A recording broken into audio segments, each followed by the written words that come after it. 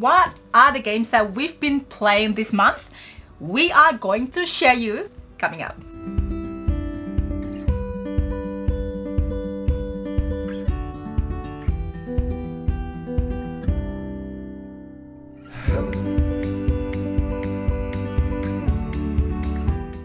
Hi everyone, it's Stella. And Tarrant here from Meeple University. Welcome to our Tabletop Diary! Yay! This week, there's not really any topic. I'm just going to share you again what games we have been playing. Some of them are really interesting. Some of them, I think, are just a prototype. Some has been out for a few years. And some has got some very unique. So let's start with Tarrant. This one? Yep. Coffee Crash.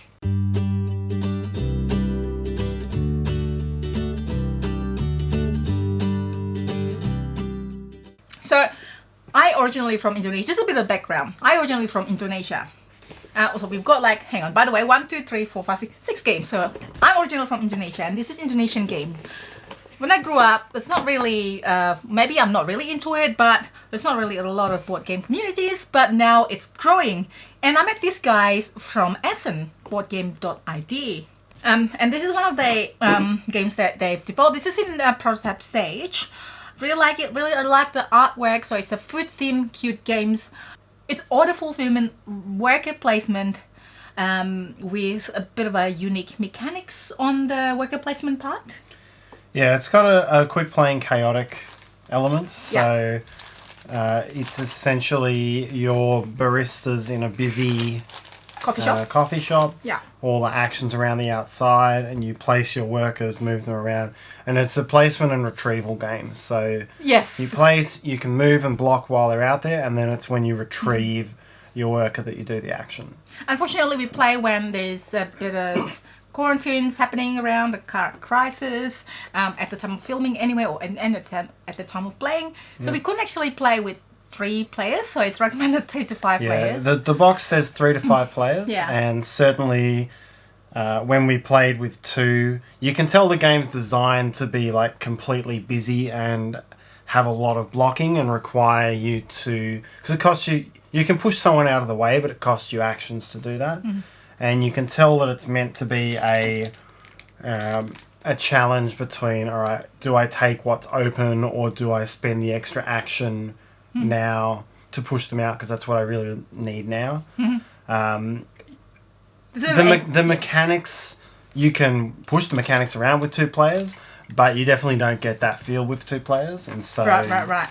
I wouldn't say we've got the true understanding of how this game plays. Well, since then, the designer sent me a variant rule for 2 players, which we haven't actually had a chance to. And this was Tarrant's character, which is the coffee snob grandpa. There are some very cute characters, coffee store tropes in this game. So. And you can just do upgrade. You can spend espresso to do some upgrades. You get like, you can do a maximum of 3 upgrades, and there are 8 or something, 6 to 8 selections, and you can just like choose whatever you want. You want to strategize in, and you basically every round you get an order, and you're trying to fulfill the order of different type of coffee, espresso, macchiato, latte, and so on. And basically, I think it's got well, it is still in production, and it is still in development, the rules and that, and hopefully it is come out, and hopefully we'll get to play the final version because I like it, and it's good for family as well. The theme is really cute. I really like food game, like coffee is also food type game, I guess. Sustenance. Yes. Yeah, so neat little game. Yeah. Moving on. Okay. The next one, might as well do the second one. Also, an Indonesian game. So this is an Indonesian coffee game.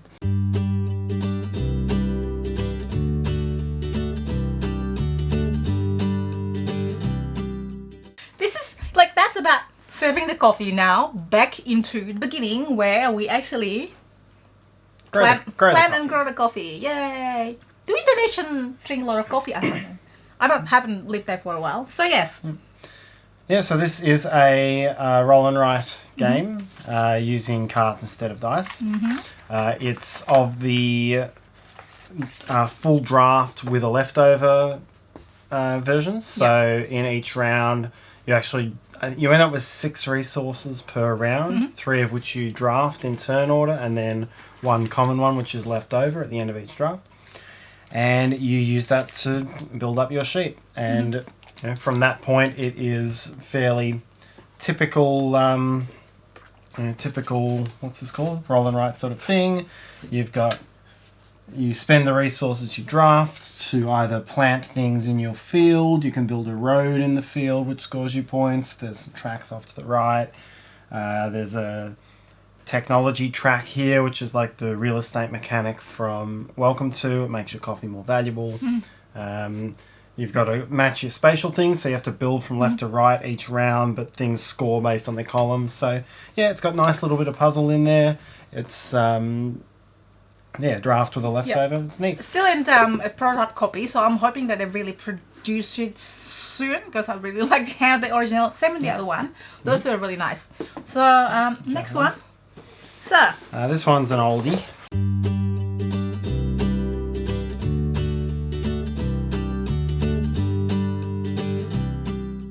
This is an oldie but a goodie. So you would probably have Evolution from North Star Games, the Evolution game. Now, re-implemented from Evolution, the Origin of Species. Obviously, the artwork is different. I feel like they could probably do more on the artwork, but that's probably why it... And this is originally from 2010, I believe, so it's been out for And they keep bringing time. the expansion as well for this one. It's several expansions in. We also had the Herbs and Mushrooms expansion that we had a look at. From Riot Games, which is, I believe, in not Australia, Russia. Yep. Yes. Yep. This is... It's a neat little card game, essentially. It's pretty simple to play. You have your cards. You can play it as an animal. You can add traits to your animals.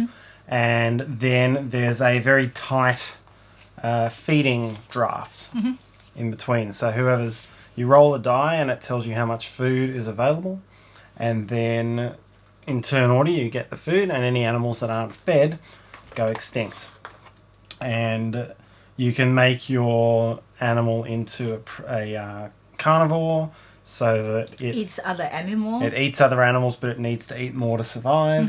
You can make pairs of animals cooperate, so when one feeds, the other one feeds. There's a whole lot of different combinations there, and it's really about getting a set of animals that will survive together, that can generate as much of their own food as possible. There's a lot of protection cards, so you can make your animal poisonous, so that if your opponent eats it, that animal's going to die as well. And then at the end, basically, whoever has the most cards left on the table, it's not quite that simple, but primarily whoever has the most cards left on the table will win the game. So the newer version of Evolution, we played this like a couple of years ago. Do you still remember the mechanics? Is it similar? Which one? Evolution Climate? Yes. It had the same. It was the same feel. You were definitely, and Oceans was another one, which was in that Evolution series. You're getting traits and you're building them into your creatures. And you can have pairs of creatures. This is definitely simpler. The cards are definitely simpler. I remember one of the complaints I had with those games, and I'd say this about tableau building games in general, is lots of different cards with lots of tiny text. Where you've got to keep track of all of your own, all of your opponents. I tune out after there's 10 cards on the table and I can't keep track of them all. This one has about 10 different cards. A lot of them do different flavors of the same thing, so it's not that very heavily text or different. So it means it probably sacrifices some replayability, which is why there's a bunch of expansions for it. But it means it's a much simpler entry point than those other ones, and plays neatly. I like it. I mean, it's probably an older game, that's why the artwork is different. But still a neat little game. It says award nominated 2013 in Germany or something. So that's and one. There's a Russian award all the way from back in 2010. All right. So we've got the next one, which is Cover Your Kingdom.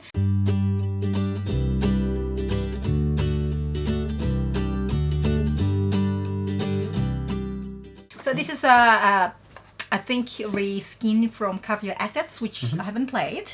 This game I obtained. This is a Grandpa Beck's game, and this is a kind of like a fun. I feel like this.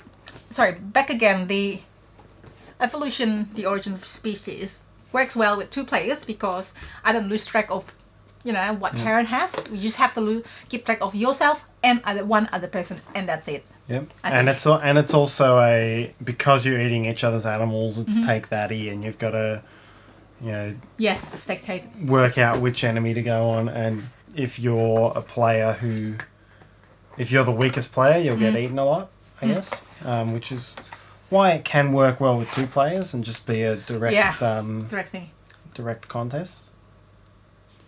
So, King Tarrant. Speaking about Take Daddy, this is also Take Daddy. Yeah, very similar, which was why, of course, we went. In case you noticed, we went back to that one as a segue. Very smart. Tricks of the trade. I love your crown. Thank you. It's pointy though. Well, as long as you... Ow! See? Well, as long as you don't wear it this way, you wear it this way. This is why I put it that way. Thank you. Yes, sorry. So this is a pretty straightforward sort of... Yeah, it's a take... Set collection, take set that. collection, take that. Yeah, Yes. good way to put it. Yeah. So, You've got cards in your hand. You can play matching cards into your area. yeah. You're onto your player board. If someone else has a matching one, they can try to steal it unless you can counteract it. So it's almost got the like we used to call it stealing bundles. It was a version of Casino where your captured cards will face up and someone could take the whole pile from you. Yeah. It's kind of got that style yeah. of thing in a different way. Yes. You have to hide. So once you collect creatures, these are points, and you want to collect them, and you cover it with another creatures, and that creatures is kind of like buried. The more you put stuff on it, the better, and then your opponent can't steal it. Yep, it's got a... Yeah, it's got a really good, cute... it's got very cute creatures on it. And it's like, look at this, like, unicorn. It's got the golf stick on top, and then this one has got... what's that? The spatula? Or... Spatula, yeah.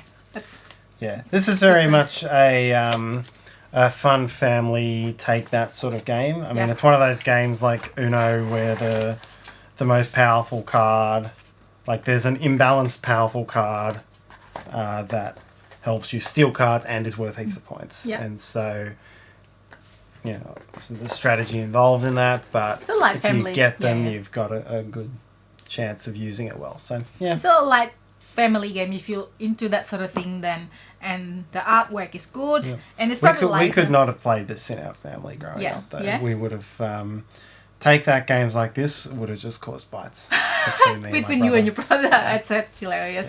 Probably more me throwing it. No, a tantrum. I reckon we both would have. I think your brother is quieter than you these days. I think we both would have not become upset about the outcomes of this. It's one of those games where if there was a way to teach us the rules without the take that element, that might have been the option. That's why your parents thought you talisman without the attacking rules. They didn't tell us without them. We just never did them. Oh, right. They taught us power play without the trading rules. Okay. We haven't played that. But all right. Yep. Okay, next. So let's cover your kingdom. Loot Island.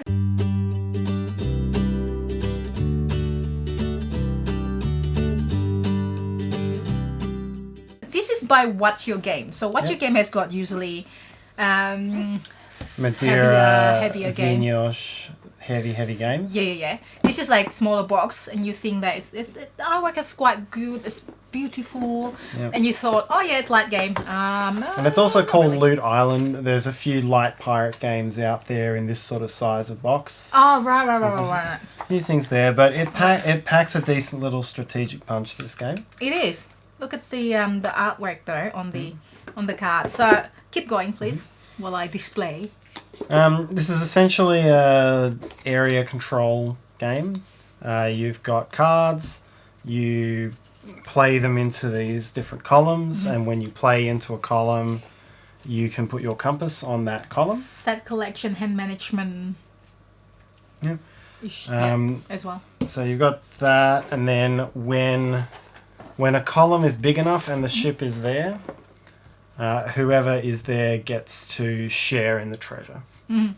And There's lots of sneaky ways of like moving the ship around so a different one gets resolved. Moving your compass around, so it's got quite a bit of a strategic. Oh, very! It's very highly interactive game.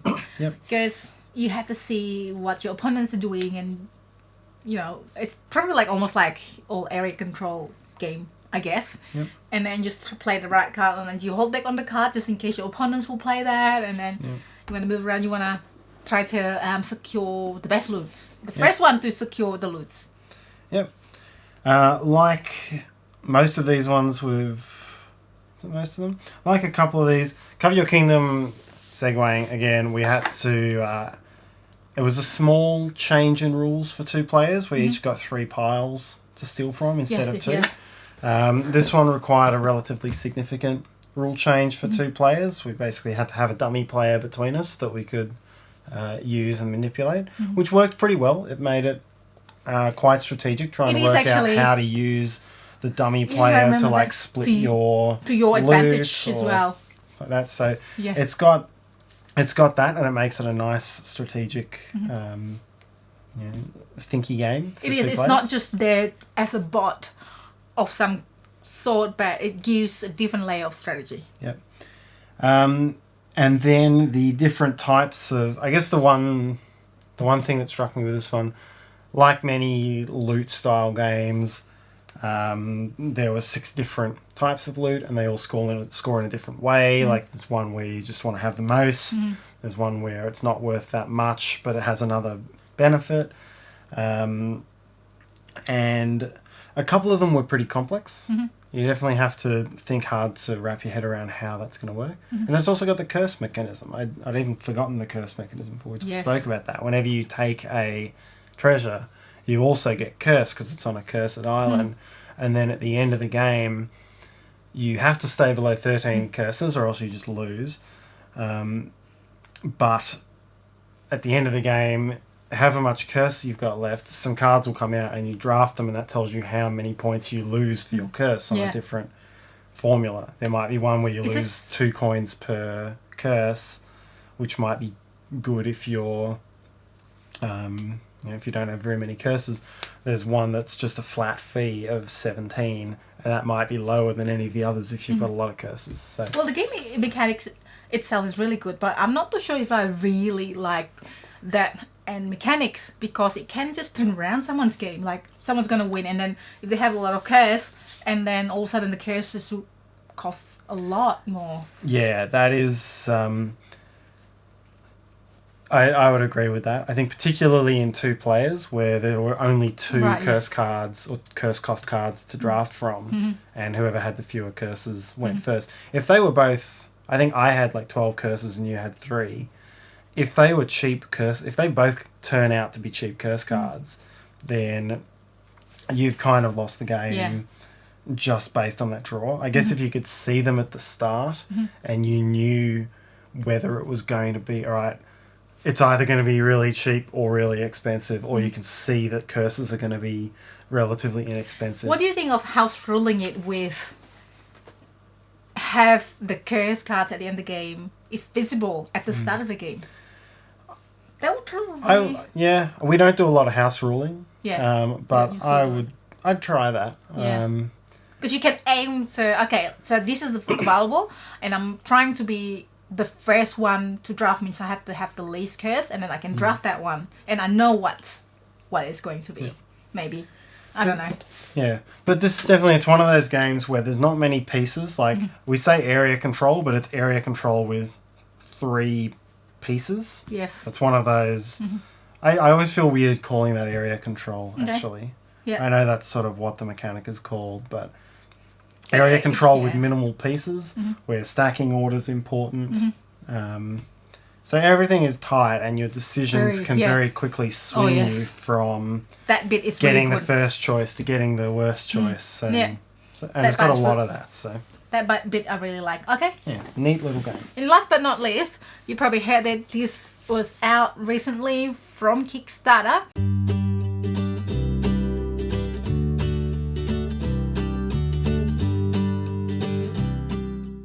And speaking about these games that we talk about, whether it's 2 players or we need more than 2 players, but we can't play 2 players, this one is a 2-player game. So it's a SKULK Hollow. SKULK Hollow. Yeah, it's a 2-player game, which is a...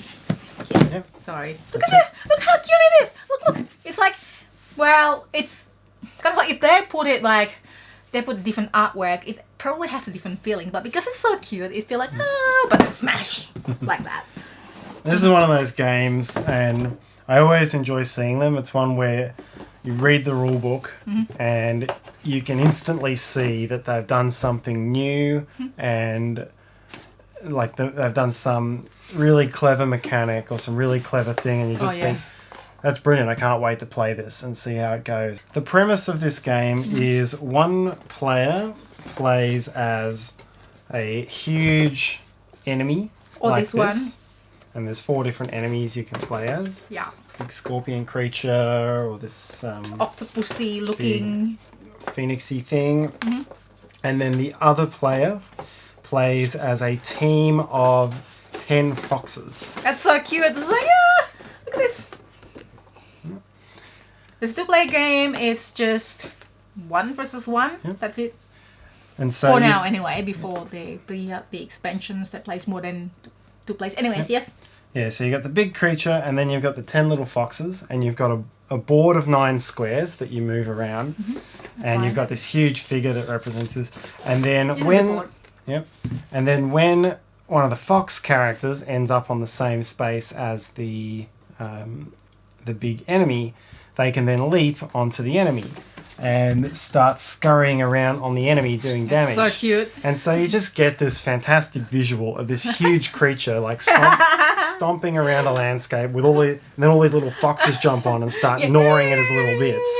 And it's just the most brilliant idea. I really enjoyed reading it, and it played quite well. There's definitely a learning curve because for the enemy, I was the foxes and you were the enemy, and your powers, basically, you've got 4 different powers you can do to attack me, and once I've killed off all the hearts on one of your appendages, that ceases to be available. And so I can only heal a certain amount of teams. So it's a hand management game with a deck of your own as well. Yep.